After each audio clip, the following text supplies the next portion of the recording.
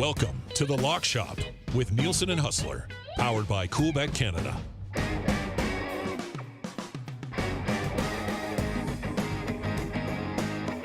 Happy Tuesday, everyone, and welcome to another episode of The Lock Shop. Nielsen and Hustler with you once again, brought to you by our wonderful partners at Coolbet. When you sign up for an account at coolbet.com today, use the code LOCKSHOP, all one word, so they know we sent you.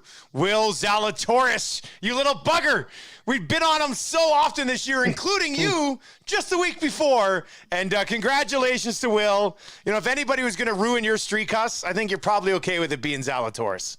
I am. And dude, I don't know if you were busy with the kids on Sunday afternoon, but that playoff was an absolute freaking roller coaster. I mean, the shot that he hit on the par 3 after those first two runs down 18, and the second one was bizarre with him putting it almost OB and then Straka almost putting it in and then having to take a drop. Two guys took drops intentionally in 3 holes in the PGA Tour playoff. Wrap your head around that.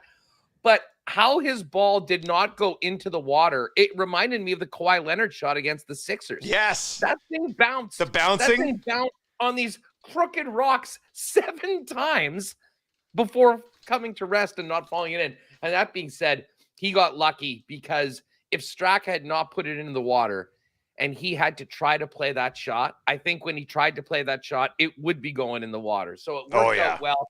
I was kicking myself, though, because early in the season, you remember, before we got hot, we were notorious for picking seconds or picking guys the week before they won. And I'll be honest, I thought long and hard about taking Zalatoris last week. And after we did the pick, saw like half of my timeline was in on Willie Z. I've never seen a more popular win amongst gambling Twitter than Zalatoris getting it done last week. But what can I say? It was a great run. We were close. All 3 of my guys were in the top 13 of the event. I mean, Tony's still there. Kim was good. Yep. Justin Thomas, we'll talk about him coming over. But yes, I think the moral of the story is sometimes you're on the scent. Don't get off it too quickly.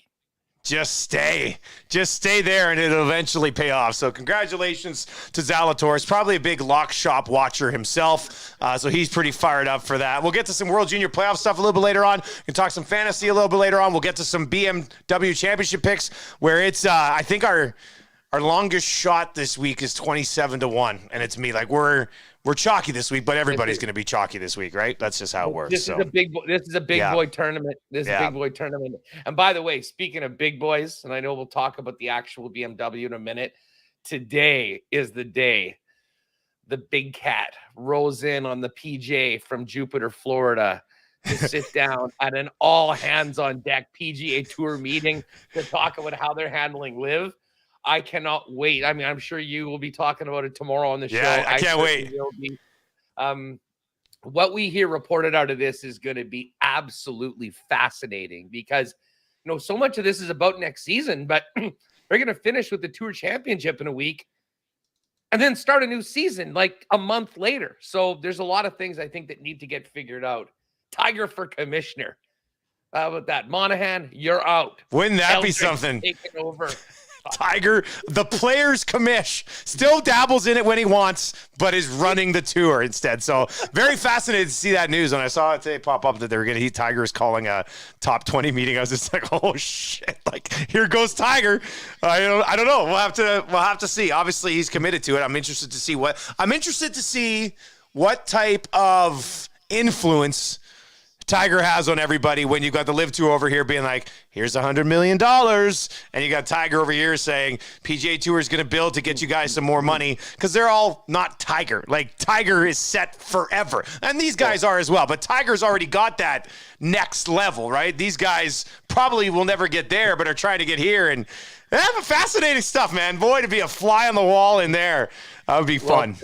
Tiger also turned down $800 million himself. So he's walking the walk is what we're saying here. Again, just with a little bit of a limp, I guess. 800 mil to the net worth of Tiger is probably still smaller than 100 mil to many of these other guys. Yeah, good point. But let's get to CFL. Yes. And before we do the picks, I have to ask you. When was the last time you broadcasted a dud game? Because Man, those you know what? I had the rain delay Calgary Edmonton. I had the rain delay Calgary Edmonton, and then actually I had Edmonton BC where they crushed them again. So I've had a few Edmonton games that didn't end well. Games that don't involve Edmonton, I've had a bunch of doozies, buddy. Holy smokes! We were sitting there in Winnipeg on Friday, and we're talking. I was like, yeah, I'm going to the Lions Stamps game. I don't know how it could beat the drama that we had last night. And 41-40. Like, are you kidding me? Incredible weekend. And if you're one of these guys that's all getting ready for NFL season and haven't really given the Canadian Football League a chance, do yourself a favor.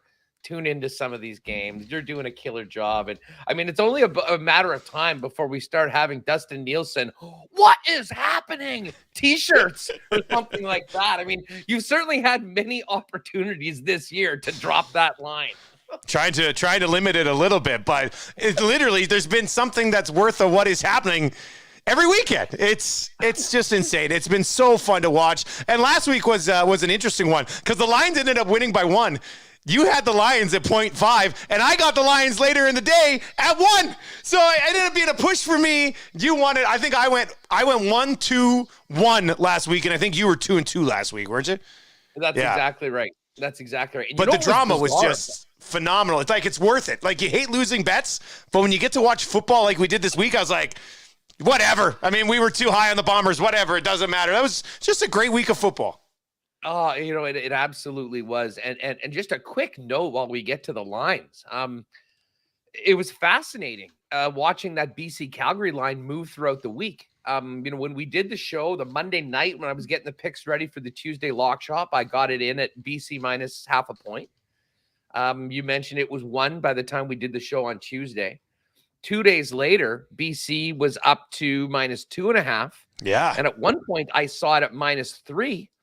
And then on game day, Dusty, I clicked on in the afternoon and BC was plus 110 on the money line and 2-point underdogs. Now, I don't know what the hell happened that it had a 5-point shift. I mean, I didn't see any real significant player injury or anything like that was going to change things. So I actually got sort of lucky on that. I also jumped on BC at plus 110 along with the Riders for a little parlay on nice. The doubleheader on Saturday. So it actually ended up being quite well, but no Bombers this week for the first time. And some interesting games, although we don't quite have a matchup as juicy as that BC Calgary game last week. No, there's not one of those out there. I think Riders Lions will get a ton of numbers on TSN. Like, that'll be a huge game. But this is an interesting week for us with our Week 11 picks because it's unanimous across the board. Ooh. And we haven't had one of these weeks in a long time. I mean, we've had a lot of weeks where we've had 3 games the same. And you said your picks over last night, and I settled into mine. And I tried to, for the sake of the lock shop and good debate, I was just like, wow, I could go here. I could go there. But I just couldn't convince myself to do it just to do it. I agree with everything you're saying. We've already seen some line movement here. I think BC's now a 4-point favorite on the road. We got them last night at 2.5. So there's already some movement over at CoolBet. And of course, all the odds we're talking about, you can find at coolbet.com. The other games, movement in some of the other games as well. So let's start with the Elks. We're both on Edmonton on the road here against Ottawa. And that line as of Tuesday is the same it was on Monday afternoon at plus 4.5. Yeah, and listen, I mean, I think this is, I'm not in the business of backing the Edmonton Elks very much this year. I mean, I think for obvious reasons. But that being said, I mean, I still have major doubts about the Ottawa Redblacks, who have 1 win on the season. Yeah. And I don't know. I mean, I guess in that Saskatchewan game, I mean, we are seeing some glimpses that the Elks are going to be getting more competitive. And I don't know. I mean, I just think that this has a good chance of being a close game. I'll be honest. I think of the 4 games that we're picking, if I was just going to do a 3-game parlay, I think this is the game I'm leaving off. I mean, I could definitely see Ottawa coming up big at home and winning this game. I mean, Edmonton hasn't done anything almost to inspire any confidence in them, especially on the road. But again, when you think back to a couple of their games, the wins have been on the road. I mean, they had that thrilling comeback against Montreal. And I just think, knowing the Canadian Football League, chances are this one's going to be going right down to the wire.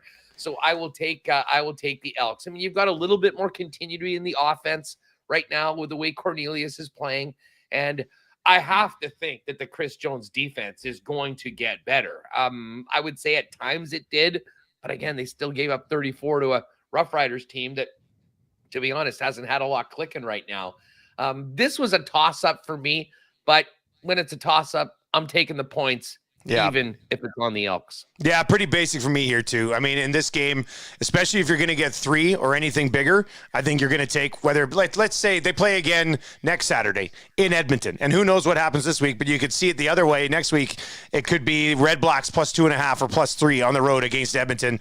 And I'd probably look to take them in that spot, too. So, both of these teams, it's been a long season already. I think it's going to continue to be a long season for both of them. But the Elks at +4.5, I think they should at least be able to keep it within a field goal, if not win it. So, I'm going to side with you on the Elks at +4.5. Now, last night when we locked in our picks, BC Lions were 2.5-point favorites. As of the time we're recording this, or not recording and going live, the BC Lions are already 4-point favorites on the road here against the Riders. So there's a lot of BC money coming in right now. Huss, I think we like it at 2.5. What's the number that scares you to the other side if this line continues to move? Maybe if it gets up a little bit more. Although, I mean, did the Riders do anything to instill confidence in beating Edmonton the way they did last week? No, offensively they did not. The BC Lions. By the way, and Rider fans, you might want to plug your ears right now. You look at their schedule for the next month, back-to-back against BC, back-to-back against the Bombers. I mean, It is not inconceivable that the Elks could win this game, even with the head-to-head loss last week to Saskatchewan. It's not inconceivable that the Riders could go 0-4 in these next 4 games. And then, obviously, would they be 5-8 at that point? And I think that, maybe you're talking about the listen, I don't think Edmonton's winning 5 games. I'll put that straight out. But at least it might get a little interesting. Listen, I think Saskatchewan is just simply not in the class right now, the BC Lions. And what Nathan Rourke did in the second half, and particularly that fourth quarter, putting up 240-odd yards and leading his team to a comeback against a very good Calgary team and a very good Calgary defense, is frankly the stuff that legends are made of. Now, hey, he's going to be going into hostile territory. You know that the Rider fans are going to show up and support their team, and it won't be fun or it won't be easy, but they're just operating at another level right now. So 2.5 was almost an auto bet. I think I'd still probably be comfortable with it at 4. But listen, if this does get up to 5 or even 6 points, I might be coming back and seeing if I can middle it with, again, the CFL this year, there have been some opportunities. I mean, for instance, if you had BC last week, or if you had Calgary at +3, and then you could have gotten BC at +2, sure enough, with the way that wins, I mean, there was a middle available. But to me, BC, class of the league, along with the Bombers right now, I like them -2.5. And frankly, if I had to pick right now today, I'd probably lay the 4 as well. BC has already gone into Saskatchewan this year. They've gone into Regina, came away with a 32-17 win. And in that game, and I don't have the entire scoreline in front of me, but I'm pretty sure they scored the final 28 points of that football game. I think they were down like 17-4 or something in that game. Exactly. Remember that game? They were down 17-4 on the road in Regina. And then Nathan Rourke went to work. It's as simple as that. They came back, they scored 28 straight points and ended up winning by 15. So, yeah, I love the Lions at -2.5. And the Bombers are sitting at 9-1 right now, and it's a phenomenal record. They have handed the BC Lions their one loss, but statistically, the BC Lions have been the best team in the Canadian Football League so far this year. Like offensively, defensively, overall, if you were to look at all of the stats, the BC Lions have been a dominant team so far this year. The Bombers are 9-1 and have beaten the Lions, which is great. But I think BC's a powerhouse. And I still think Regina, or the Riders, I should say, they lost 3 in a row. You came off a bye and you squeaked one out against the Elks. So I don't know if they're in a spot right now. I think Robertson's going to return this week. I think Marino's suspension might be over, so we'll see how they handle that. So maybe that defense can cause some issues. But I mean, I think it'd probably have to get up to about BC minus 5.5 to scare me away on this one. So love the Lions at the 2.5 that we got them at last night. Watch that line. I don't think it's going back the other way, but we'll see where it settles in. Montreal coming off the win of the year over the Bombers. They are a favorite. They are at home. Stop triggering me. For them it is. Oh, for them, maybe. Yeah. Okay, for sure. For them. No, absolutely. Huge win. They hung in there. It is hilarious. We're talking about the Bombers being 9-1 when they did exactly what they've done all season long. Oh, tough, close game in the fourth quarter. Here's a 100-yard touchdown drive. Oh, fumble. The team ties it up. Okay, no problem. We'll take the ball, go all the way back, leave no time on the clock, and an automatic field goal or single point. Thank you very much, 10-0. Oh, wait, what? I mean, I still can. And the thing with Leggio is he came in with a lot of pressure on him with Castillo leaving. We know what happened last year when they had to acquire a kicker late in the game. And he'd been great. I mean, with the exception of that second half in the BC game where the Bombers were smoking the Lions anyways, and it didn't matter. He'd been perfect all year for field goals. He had missed a few extra points. But that was just a stunning way to lose a football game and almost bizarre. Might be good for the Bombers long-term, though, just not having to deal with the perfect season and all that. That being said, I've been on Montreal throughout the year. I like them. I think that they are a team that certainly when Trevor Harris is going, I think is better than some of their contemporaries in the East. Definitely Ottawa. And I'm here to tell you the Hamilton Tiger Cats as well. I've been very disappointed in Hamilton. I think the players that they've lost this year has really taken a toll, especially at the quarterback position, because Dane Evans, plain and simple, not only hasn't got it done, but has been the author of his own demise quite often with costly turnovers and whatnot. I mean, this should be a close game, but I think Montreal really builds off that win in Winnipeg. I think they come in looking like a dominant, like a confident home team that can build off their biggest win of the season.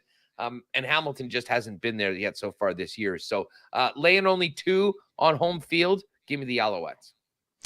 I'm with you. Once again, it's unanimous this week, and we've done pretty good when we're on the same side of these picks. The thing that impressed me the most is that Montreal defense. And I'm with you. Like, if Trevor Harris and the offense can click on a regular basis, there's not a stretch to say that that's the best team in the East if Harris and that offense can continue to find a way. But the defense really impressed me, man. They got some playmakers on that defensive side of the ball, and I haven't had a chance to do a lot. I think I've done 2 Alouettes games so far this year. Obviously, I watch as much of the East as I possibly can, but things get busy. But the Alouettes defense is legit. Like, if you're looking at units in the East and how you would rank them, you got Toronto offense, Hamilton, blah, blah. Montreal's defense might be the best overall unit in the East. And I think that's going to make a difference in this game. Maybe I'm wrong. Maybe they get lit up by the Ticats, but I just don't see it. I'm a Montreal -2 at home here. I think that's a pretty nice number for the Alouettes, to be honest with you. Yeah, I really like Montreal. And as I said, I've been out on Hamilton for a while after the way they played and my lack of confidence in their quarterback.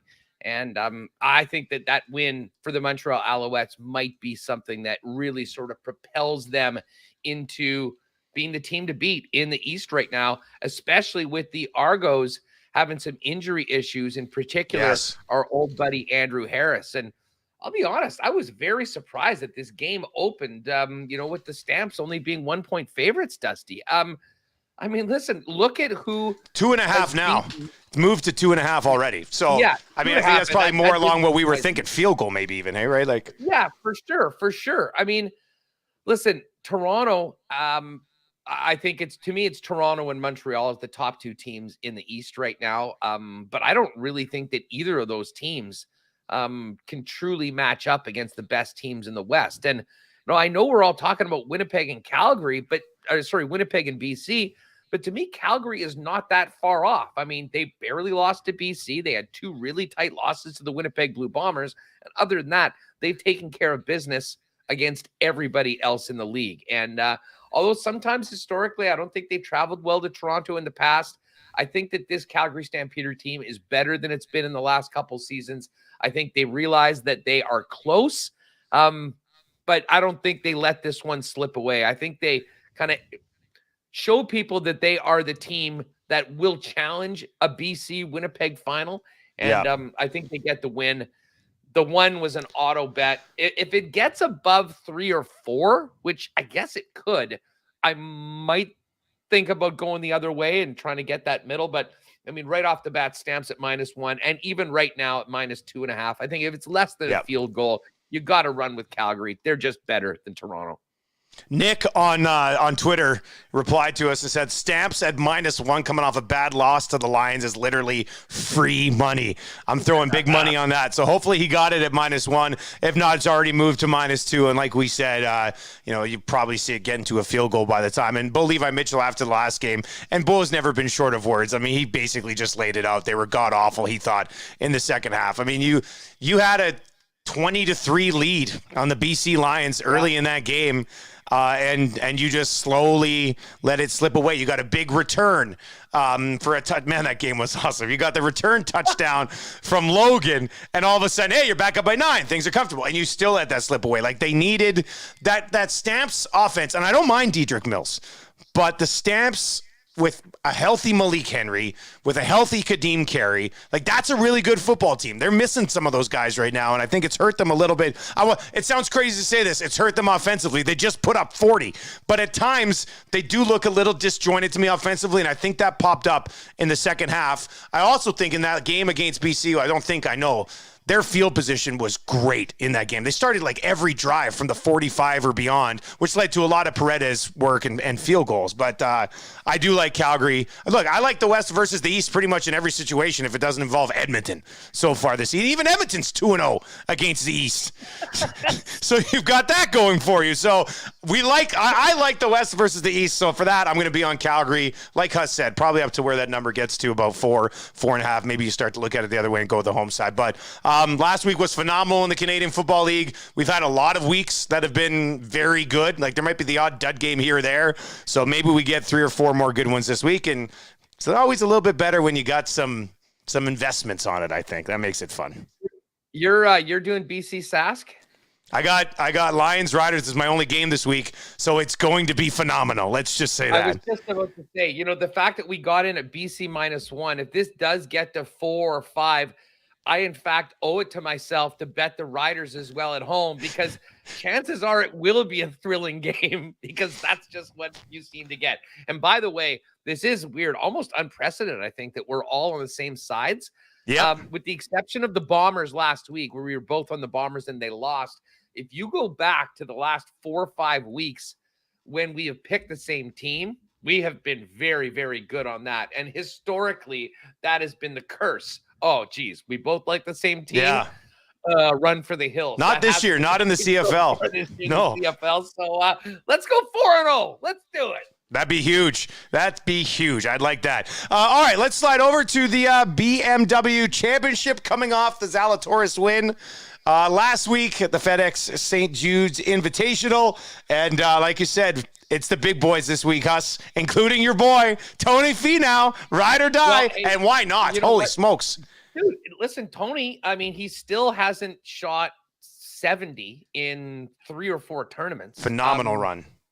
Honestly, it was a couple of bad shots on Saturday, I think, that really cost him from being right there. I think he finished in 5th. And it would have been, I think, 4 shots back of Zalatoris and Straka. But I mean, overall, his ball striking, even his putting, there was a few that could have gone down. So I'm keeping Tony in. Tony basically is on the card until further notice. But I'll be honest, I was sort of shocked at how low the odds were, but this makes a lot of sense. If you look back at the history of the playoffs, sometimes the first event, you'll have a guy kind of come out of nowhere. But once you get to the BMW and the Tour Championship, we're talking about the best in the world playing for the biggest check in the game for a single tournament that doesn't involve a 9-figure bonus from Live Golf. So when I look at this, Finau, just his form. I think it'd be nuts to go anywhere else. He's got to have a spot on the card, and God knows I've spent enough time talking about him the last little while. The back-to-back wins, and then truly contending right through the last 72 at the FedEx. I would have loved to have got him at 20 or so, considering the rest of the field. but I think this is actually respecting how good he's playing right now. And he frankly should have this number the same as guys like Justin Thomas. Rahm opened at 16-1. There's a big group of guys at 16. And obviously some people liked him early and jumped on him. Listen, John Rahm was sniffing around last week. He had just had his kid. He does have the baby swag. We cannot forget about that. And I think maybe the second tournament in, knowing with what's at stake, how big the prizes are, what that will mean for the Tour Championship.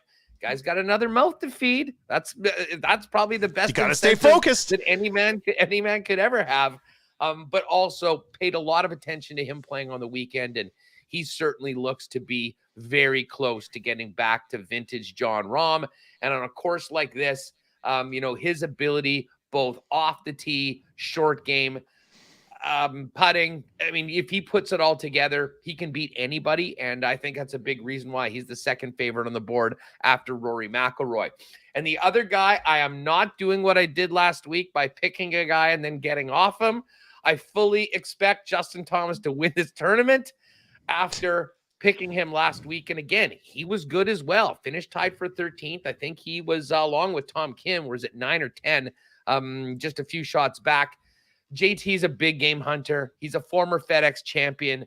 I think that this meeting today with Tiger Woods, his idol, a guy that he's very, very close to, I think in some ways might be somewhat inspiring to him. And I think he would love to be the guy leading the PGA Tour into the Tour Championship, winning in Delaware at the BMW. So JT 16-1, second shot at JT. I will not make the Will Zalatoris mistake. He's on the card this week. And if I had to just pick one guy, I think JT is in. But Rahm and Finau are getting a touch as well. And you know what? As I said, I had to bet a little bit more than I would normally when we're picking guys in the 30s or the 20s. But I really do think this is a big boy spot. And I had a very nice, fortunate victory accidentally betting the wrong guy down a set in the finals of the Rogers Open on the weekend. I mixed up the Spaniard Carreno Busta.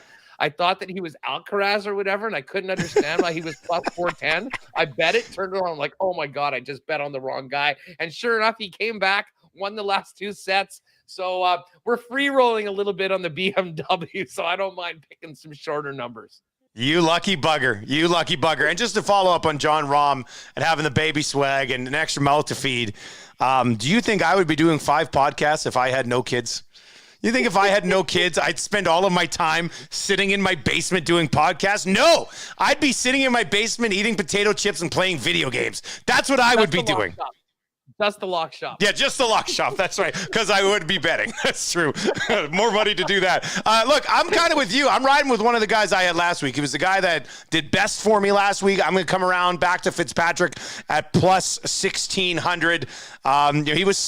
He was steady. He was steady last week. 68, 66, 67, 68, T5. Outside of the Open Championship, where he still finished T21, he's basically been a steady diet of 10s. He did miss the cut at the Memorial, but outside of that, Wells Fargo, T2, PGA Championship, T5, RBC Canadian Open, T10, won the U.S. Open, T6 at the Genesis, T21 at the Open Championship, and then T5 at the FedEx. So, I mean, the guy's been in incredible form for a couple of months now. Was kind of lingering the whole time. I was watching him straight from Thursday, and I was like, okay, you just need one good day. One good day, you're going to put yourself right up there with the leaders. Just came up shy of it, but I like Fitzpatrick at 16-1. Morikawa's interesting. I'm seeing a lot of people that really like him, but he's been hit and miss lately. There's no doubt about that. However, in North America, T5 in his last 2 events. Went overseas, didn't have a lot of success, but he's been pretty good on home soil lately.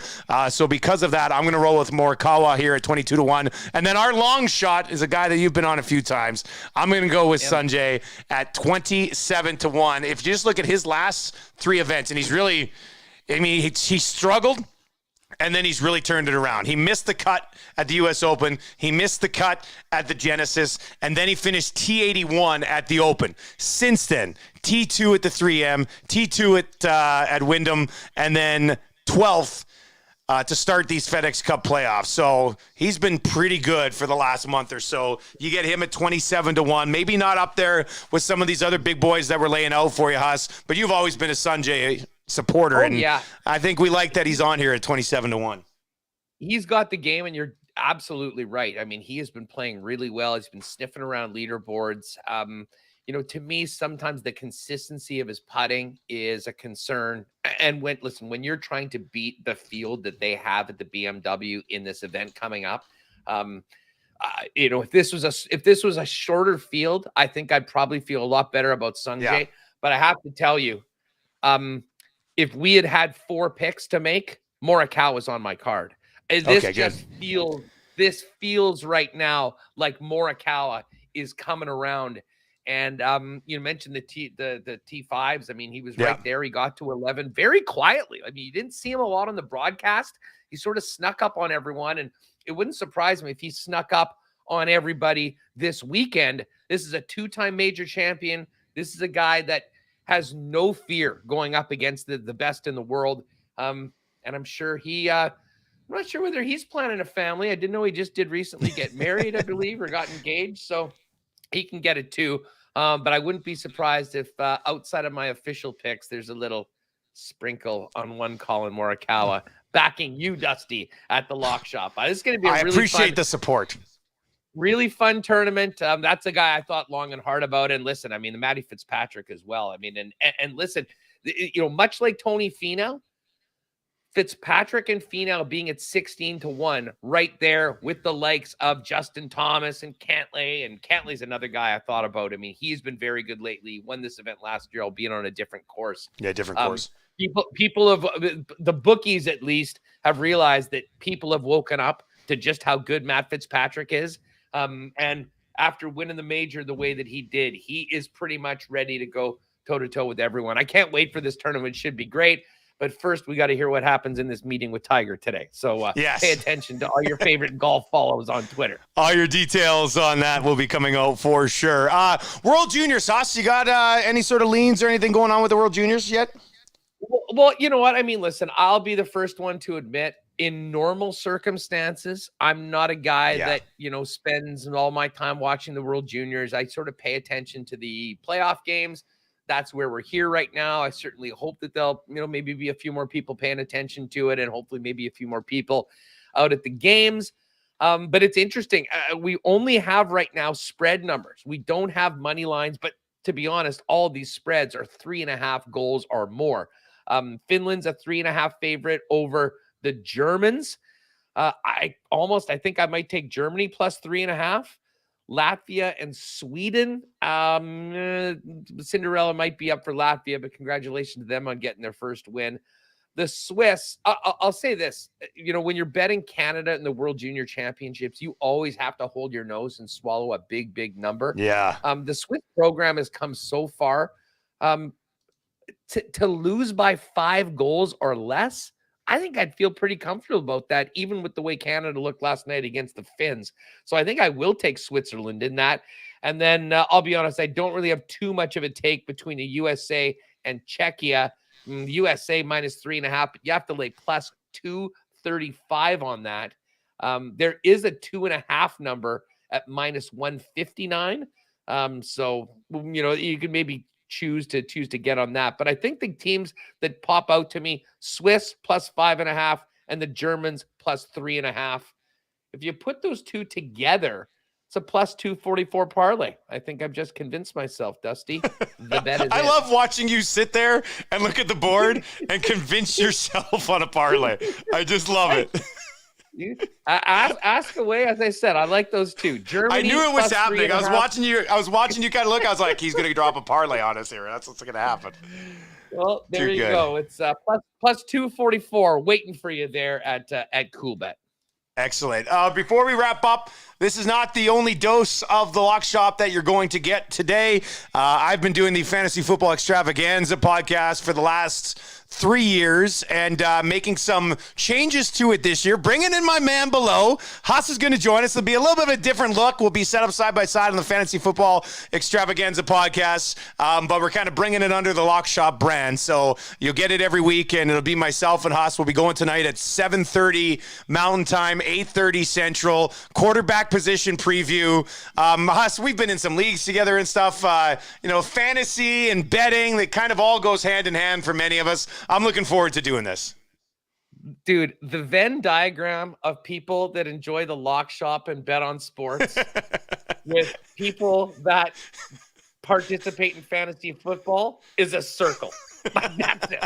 So if you enjoy the lock shop, I know you're getting ready for your drafts, for DraftKings, for DFS, all that.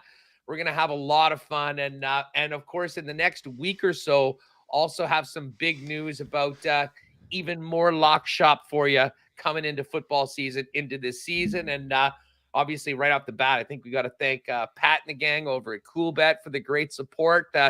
And by the way, speaking of that, obviously use the promo code LOCKSHOP. You have bet there before, you get a 100% bonus up to $200 on your first deposit. But Pat and the guys have been doing some great CoolBet specials. If you go to the site almost every day, there's some exclusive. Yesterday, it was one on the Canadian junior team to win by 2 and Mason McTavish. We were so close to my special for the Bomber game. I mean, up until that point, Dalton Schoen had his touchdown. The Bombers were up by 7. We teased it to 6.5. I mean, it was looking so good, and then it didn't go down. But anyway, some really neat kind of boosted numbers at the CoolBet specials as well. But we got some big things coming with our friends at CoolBet in the lock shop, but it starts tonight with a bigger and better fantasy football extravaganza. And we get to go through Dusty's crazy quarterback ranking. Yeah. I'll give you my top 18 quarterbacks tonight. Hustle, break them down. We'll give you some sleepers, some year 2 breakouts. We'll get into that as well. And some guys that we just straight up like. We'll talk a little bit about quarterback drafting strategy, and we'll take some of your questions as well a little bit later on tonight. So make sure you watch for that stream. That'll be going live around 7:30 tonight as well. And I just want to wrap up by going back to that, your Bombers bet, the special that you had last week. I'm calling the game, and Schoen gets the touchdown, and then as Suits is breaking down the touchdown on the replay, it crossed my mind. I was like, that's half of what Huss needs for that CoolBet special. So it's always up there, man. It's always up there. God, which is good. That's the way it should be for football, man. That's the way it should be. And I know with you, what's always up there is fantasy draft. So what are you at up to? About 600 or 700 mocks?